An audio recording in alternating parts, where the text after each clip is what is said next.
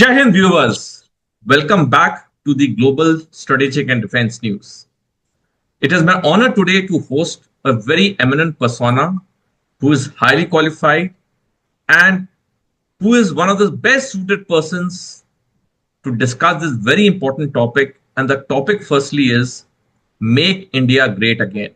You know, we've been hearing a lot of things about making America great again. Recently, the Italian Prime Minister went to USA where they talked about making West great again. So we are today going to discuss Make India Great Again. And we are honored today that Dr. Kajleen Kaur has consented to spare her valuable time and come on the GSDN for the candid conversation to discuss this very important topic.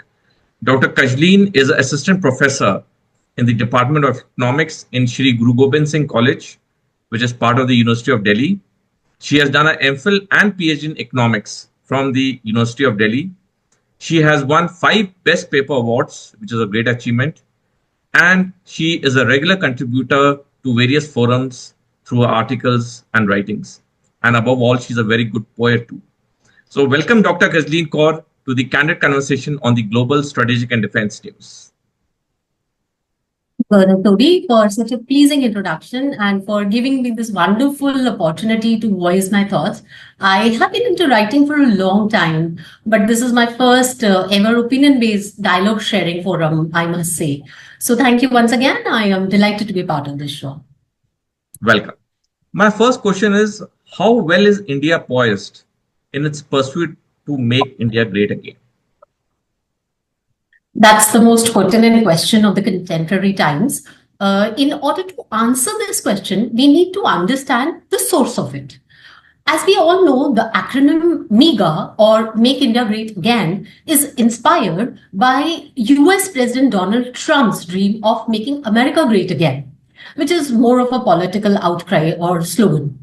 The term was founded on the belief that United Nations or states was once a great country, but has lost the status owing to flowing the foreign influence. Now, that being in the form of global exposure or immigration or multiculturalism. The movement is about reversing the trend through its America First policies that would provide a greater degree of economic protectionism, greatly reduce immigration, particularly from developing countries, and encourage traditional American values. So while PM Modi, in his friendly and bilateral strengthening visit, also committed of the same for our country, it's a big question. When was India that great? In terms of its socio-economic performance, and which time are we referring to acquire back that status? Let's try to analyze this question. We are boasting of India being the world's 5th largest economy with a GDP of approximately, say, US dollar 4.27 trillion, soon to be the 3rd largest. But we are still classified as a developing country. The big question is, why are we still not a developed country? Ideally, we need to see how we define a developing country. Getting into some numbers, besides many other things, it is technically a country with GNI, gross national income per capita, of approximately $11,900 or less. India is presently nearly half of it, roughly say $6,900. Additionally, we rank 134 out of 193 countries in terms of Human Development Index, which includes 3 parameters: life expectancy, education, and GNI per capita. And mind it, we are below our neighboring countries, not just talking of China, but also Sri Lanka, Bangladesh, Bhutan. This is according to the last UN Development Report. So India is characterized as a medium human development nation. However, I don't want to sound all that pessimistic about India's position globally. There has been improvement across all the HDI indicators from last year, but we cannot be complacent of this improvement. Other social indicators are staring straight in our eyes. Just for example, to discuss income inequalities. Shockingly, or using a little sarcasm, not shockingly, we are at the top of the 5 countries with the highest level of poverty, with 234 million people in the bracket. Ironically, in stark contrast to this, we are ranking third in number of billionaires. This is clearly indicative of the glaring disparities in income distribution. So I think, Colonel Sodi, you can join me in saying that a better slogan for India would be Make India Better, MIB, before we become great. Let's, for the present, leave the great job for President Trump to be done. Well, that was very insightful, and the facts and figures that you brought out were actually mind boggling. Thank you so much. My next question to you, Dr. Kajleen, is what are the challenges in India becoming great or India becoming better, like you said? I mean, to grow a few notches from where we are, what are the challenges that we are facing, and how well can we overcome these challenges? Relevant question. Well, the list, according to me, is long and encompasses a mixed bag of, say, economic, socio-economic, and political factors. Out of this, according to me, I think the pure economic challenges can be overcome with strong, prolific, and prudent policy making and implementation. If we follow the success story of China, one has to focus basically on the manufacturing sector. Despite promoting Make in India, manufacturing contributes only 15 to 16% of the GDP in India, whereas in China, it is approximately 30%. What we need is investment in infrastructure, ease of doing business, production-linked incentives, which the government and the policymakers are also diligently working on. We also see the monetary and the fiscal policy makers taking the needed actions from time to vitalize the economy. Recently, we saw the monetary policy easing to encourage investment, the fiscal policy in the union budget. They announced some tax concessions to encourage consumption and investment, to mellow down the most expected anticipated effect of US tariff policies. But the bigger problems are the socio-economic structural issues. These are somehow rigidly built into the system and are deeper and stickier, making them difficult to handle or cater. There are two morbid aspects of socio-economic Indian pattern economy I would like to focus on. One is unemployment, and the other is the missing skill set due to lack of education. For example, taking you to a little macroeconomic technical knowledge, macroeconomics says that the growth models have to be a function of two things. The income or output production is a function of two things. One is the available labor, which is a function of the population, how the population is growing. We are very comfortable in that position. And the second is what is the technological development of the country. These are the two factors which can help the production to grow over time. So in terms of the first factor, labor abundance, there are many countries which are facing challenges in terms of population, but we have no dearth of it. So taking unemployment question first, India is healing the demographic dividend. We often say the politicians bragging about the issues that we are having a demographic dividend. We have the world's largest youth population with huge potential for output growth, but only if they are employed. Ironically, youth unemployment accounts for almost 83% of the total unemployment in India. Shocking. Even worrisome is the share of the youngsters with secondary or higher education in the total unemployed, which has almost doubled from approximately 35% in 2000 to 66% in 2022. The unemployment problem is further aggravated as about 90% of the labor force works in the unorganized sector.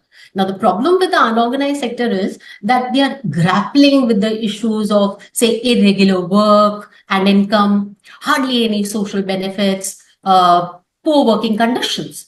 So unemployment is affecting the spine of Indian economy, and we need to handle it at any cost. Now, talking of the second factor, which I was mentioning, the technological development. This is the second misery, and it is the missing factor of our country, and it is linked to the number of the students enrolled in higher education and skill-based education for the country. It doesn't allow the ideas, if supposedly the students are not enrolling into higher education, it doesn't allow the ideas to grow over time, curtailing the technological capability of the country, which could have enhanced the physical technology as well as human capital, productivity, efficiency, and skills. So I can recall one of your episodes where you were interviewing Miss Pooja Dhawan from Symbiosis Pune. She was bringing out the importance of the higher education and how India is severely lacking in it, and we are facing, due to which we are also facing the problem of brain drain. That is indeed a serious issue to handle. Adding to it, India spends only 0.7% of its GDP on R&D, while China spends 2.4%. In some of the European countries, it is as high as 5% also. So if we go on to calculate, we are literally spending nothing for the development of the human capital skill, which is going to be the future of our economy. Now, we need to make an earnest attempt. It is very clear we need to make an earnest attempt to revamp the education system, vocational training, combine it with vocational training, innovation funding, and avoid brain drain at any cost. It is something we cannot avoid and escape from if we talk of being Viksit Bharat by 2047. So now the question is, what exactly needs to be done? We need to have a bottom-up approach. A bottom-up approach is what is needed. Under this, the MSMEs, that is the micro, small, and the medium enterprises, they need a big push as they have the potential to boost employment, support people in the rural sector, unorganized sector, which can avoid pressure on the urban regions. Because we see every year there's a lot of migration taking place from the rural areas to the urban areas. Urban areas have a maximum limit. How many people can they absorb? So we need to make sure that we create employment opportunities for these rural people in their own sections. This would also help us promote inclusiveness in every sense. For example, we are able to help out the marginalized, the vulnerable sections of the economy. And with the help of promoting the MSMEs, we'll also be able to help the women of the country, bringing it into the employment force. So primarily, the road ahead for the government for making India better is working at the ground level, ensuring education, skill-based education specifically, healthcare, rural development, and also confronting the big issue of, this is a political factor, confronting the big issue of Black economy with stringent actions. The culture of dig the hole, fill the hole doesn't let us grow and leads to huge wastage of resources. We've been seeing it for ages, how the Black economy is eating us up. So we are a country with limited means and unlimited work to be done and maybe demands. We can't afford an unproductive parallel economy.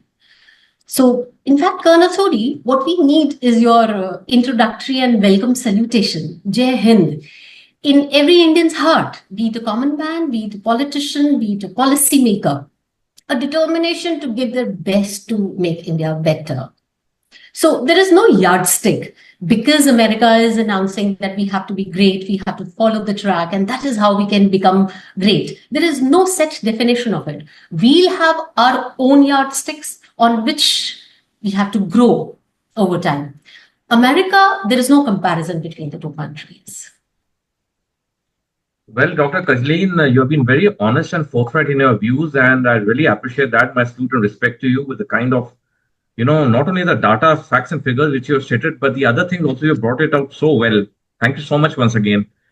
Dr. Kajleen, my next question is, for last many years, we've been hearing a lot of words like de-risking from China, decoupling from China, deregulating from China. We have heard a lot of statements about many industries moving from China to India.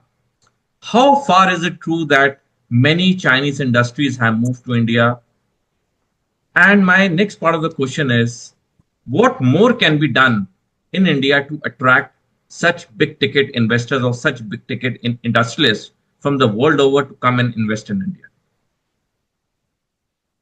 pertinent again. For decades, I think China has served as the powerhouse of global manufacturing, also popularly known as the world's factory.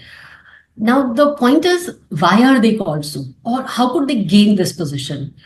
The ubiquity of Chinese products has been due to the abundance of the Chinese labor, a strong business ecosystem, relatively relaxed commercial regulations and the fiscal measures, and also competitive currency practices for promoting exports.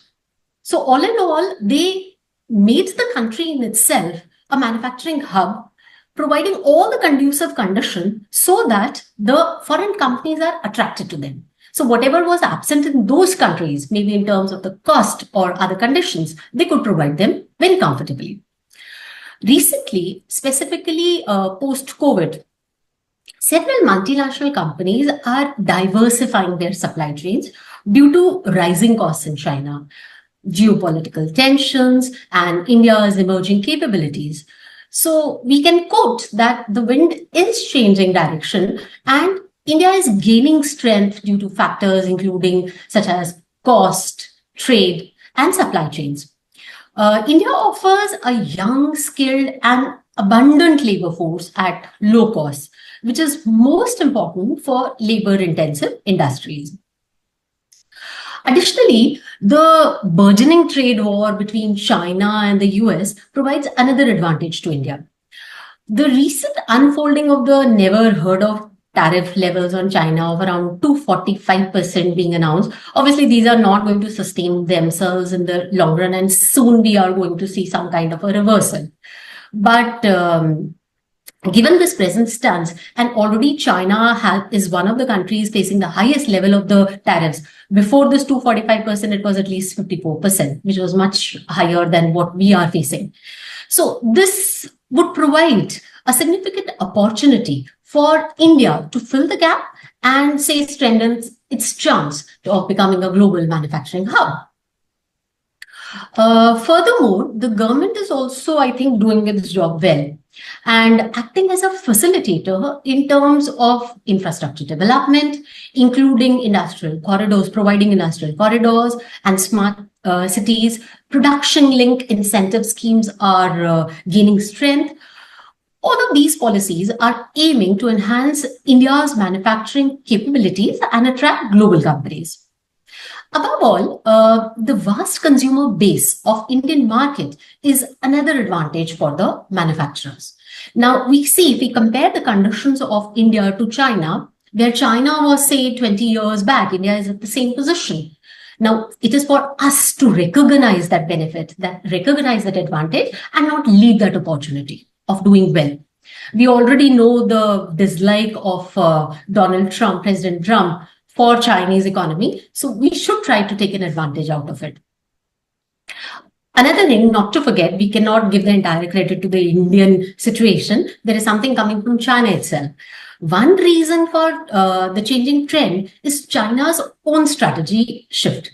China is focusing on advanced manufacturing, say AI, EVs, semiconductors. They are doing purposefully, rather than the low margin industries, which they are doing away with, which they are moving, they're leaving them behind. So therefore, many low-cost industries, such as toys, textiles, smartphones, are moving out.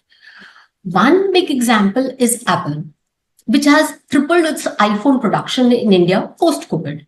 Similarly, Tesla is in talks with India to set up a factory in India. Yesterday itself, there was conversation between the two to strengthen the relations and have more prospects of production in India. One thing to be quoted, India's toys exports grew by a whopping, I think, 239% between 2014 and 2023, as manufacturers diversifying their supply chains away from China. So India seems to be in a bright spot, undoubtedly. What we have to focus is on overcoming our challenges. This includes infrastructure gaps, including roads, ports, power supply, skilled workforce, bureaucracy, regulatory hurdles. So basically creating a business mode. I would like to mention one thing. During my PhD topic is about monetary policy. And one of the aspects that I considered was how much is investment a function of the interest rate? Normally, there happens to be a negative relationship between the two because the borrowers, while they are going to borrow the money, higher is the interest rate, they would like to invest less. They'll borrow less and they'll invest less. But for the Indian economy, for the time period that I considered, which was 1998 to 2014, before the BJP government had taken up, I found a positive relationship. Surprisingly, I found a positive relationship between the two. This factor, this phenomenon is quoted as, in macroeconomic theory, interest rate puzzle, where we are not able to understand the conventional relationship. So the reason is that there are some other factors. What could be the other factors? The other factors could be the high prospects, the growth prospects, the demand in the Indian economy, or maybe the other conditionalities. That means the business mood of the country is set high. The investors are getting huge prospects of future increase in the consumption. So these are the factors which are going to help a country in its production and investment. So basically, we need to cut down on the hurdles and creating a positive business mood. We also need to handle competition from other attractive manufacturing hubs and havens like Vietnam, Mexico, and Indonesia. These are the countries which are doing quite well and are our major competitors. So by taking care of all these and leveraging its strength, surely India can become a defining trend of the 21st century. Well, that's very nice, very positive the way you explained it also well. Dr. Kajleen, my last question to you is, day and night we keep on hearing about Donald Trump's reciprocal tariffs. In fact, whenever morning we get up, because of the time differential between America and India, we always break up to some breaking news coming from America, from the Oval Office. So you're the best person suited to explain to us, since you're an economist who's done your doctorate from the prestigious Delhi University. I mean, my question to you is, short and this thing, that how are these American or Donald Trump's reciprocal tariffs going to affect India? Indeed, that's the talk of the town. And with the kind of the mood swings President Trump is showing in economic policy making, the world is facing huge level of uncertainty. You get up in the morning and you get to hear that a new tariff policies or reversal of the taxes, or maybe a correction in the formula is needed. So we really do not know where the world is going.